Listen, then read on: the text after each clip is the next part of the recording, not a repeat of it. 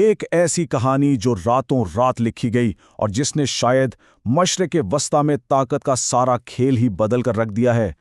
صرف 56 گھنٹے، جی ہاں، صرف 56 گھنٹوں کے اندر ایک ایسا واقعہ پیش آیا جس نے واشنگٹن سے لے کر تل ابیب تک دنیا کی تمام بڑی انٹیلیجنس ایجنسیوں میں خطرے کی گھنٹیاں بجا دیں۔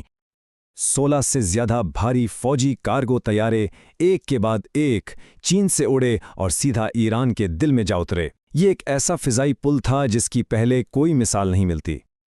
یہ کوئی عام سامان کی ڈیلیوری نہیں تھی، نہیں، یہ ایک انتہائی خفیہ آپریشن تھا جسے ہر ریڈار، ہر نگاہ سے اوجھل رکھنے کے لیے ڈیزائن کیا گیا تھا۔ اس مشن کے لیے چین نے اپنے سب سے بڑے Y-20 طیارے استعمال کیے۔ یوں سمجھیں کہ یہ بھوتوں کا ایک بیڑا تھا۔ ان دیو ہائیکل جہازوں نے اپنے ٹرانسپونڈر بند کیے، ریڈار سکرینوں سے غائب ہوئے اور اپنے تہلکہ خیز سامان کو دنیا کی نظروں سے چھپاتے ہوئے ایران کی طرف بڑھ گئے۔ تو سوال یہ ہے کہ اگر سب کچھ اتنا ہی خفیہ تھا تو یہ راز آخر فاش کیسے ہوا؟ اچھا، اس کہانی کا سب سے دلچسپ موڑ اسرائیل کے ایک ہوائی اڈے پر شروع ہوتا ہے جب ایک اعلیٰ امریکی کمانڈر وہاں پہنچا۔ یہاں واقعات کی رفتار پر ذرا غور کریں۔ امریکی بحریہ کے کمانڈر بریڈ کوپر اپنے طے شدہ دورے پر اسرائیل پہنچتے ہیں، لیکن جیسے ہی وہ جہاز سے اترتے ہیں، ایک امریکی انٹیلیجنس آفیسر ایک فوری رپورٹ کے ساتھ ان کا منتظر ہوتا ہے، اور اس رپورٹ میں اسی خفیہ فضائی آپریشن کا ذکر تھا۔ کمانڈر نے فوراً پینٹاگون کو اطلاع دی اور کچھ ہی دیر میں اسرائیلی انٹیلیجنس نے بھی اس کی تصدیق کر دی۔ مطلب چین کا یہ بڑا آپریشن پکڑا جا چکا تھا۔ تو جب یہ راز فاش ہوا، سب کے ذہن میں ایک ہی سوال تھا، آخر ان جہازوں میں ایسا تھا کیا جس کے لیے اتنی رازداری بڑھتی گئی؟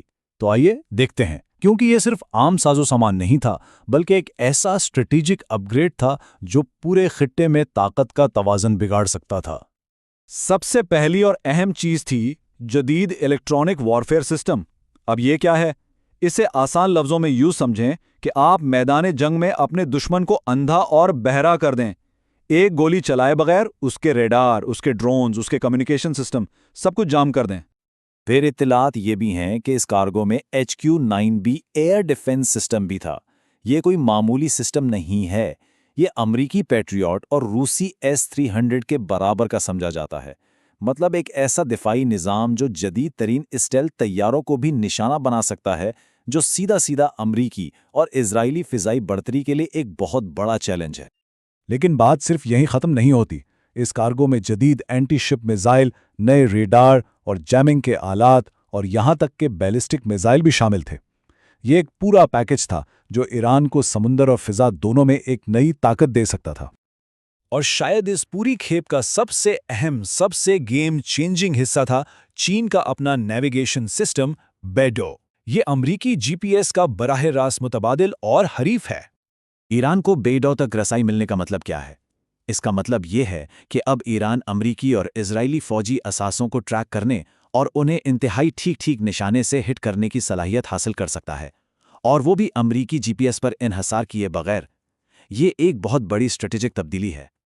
تو اب دیکھتے ہیں کہ ان ہتھیاروں کی فراہمی سے خطے میں طاقت کا توازن کیسے بدل رہا ہے اور اس کے اسٹریٹجک نتائج کیا ہو سکتے ہیں۔ دہائیوں میں پہلی بار ایسا ہوا ہے کہ مشرق وسطی میں امریکہ کی فضائی اور بحری برتری کو ایک براہ راست تکنیکی چیلنج کا سامنا ہے، اور یہ چیلنج ایران کی طرف سے آیا ہے۔ 1000 کلومیٹر سے بھی زیادہ۔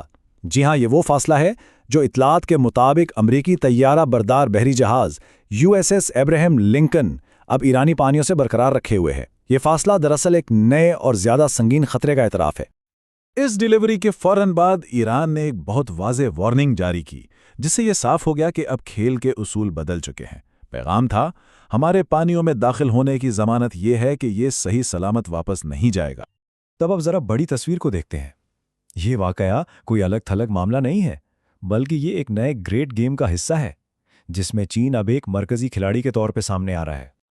یہ خفیہ ایئر لفٹ دراصل چین اور ایران کے درمیان 25 سالہ اسٹریٹجک پارٹنرشپ کو عملی جامہ پہنانے جیسا ہے۔ یہ اس گہرے ہوتے اتحاد کا ایک کھلا ثبوت ہے۔ ایک اور اہم بات یہ ہے کہ چونکہ روس خود یوکرین کی جنگ میں مصروف ہے، تو اس خلا کو چین پر کر رہا ہے اور ایران جیسے اپنے اتحادیوں کے لیے ایک بنیادی فوجی سپلائر کے طور پر ابھر رہا ہے۔ یہاں یہ بات واضح کرنا ضروری ہے کہ یہ ساری معلومات سرکاری بیانات سے نہیں آئی ہیں، بلکہ یہ ویب سائٹ ماڈرن ڈپلومیسی اور اسرائیلی اخبار معارف جیسی رپورٹس پر مبنی ہیں جو امریکی اور اسرائیلی انٹیلیجنس جائزوں کا حوالہ دیتی ہیں۔ چین نے تو اس آپریشن کو چھپانے کی پوری کوشش کی تھی۔ اور ان تمام رپورٹس اور انٹیلیجنس جائزوں کے باوجود بیجنگ اور تہران دونوں نے اس معاملے پر مکمل خاموشی اختیار کی ہوئی ہے، نہ کوئی تصدیق نہ کوئی تردید۔ تو ہتھیاروں کی ترسیل مکمل ہو چکی ہے، دھمکیاں دی جا چکی ہیں، بساط ایک بار پھر بچ گئی ہے، اور اب سب سے بڑا سوال یہی ہے کہ طاقت کے اس نئے کھیل میں اگلا قدم کون اٹھائے گا۔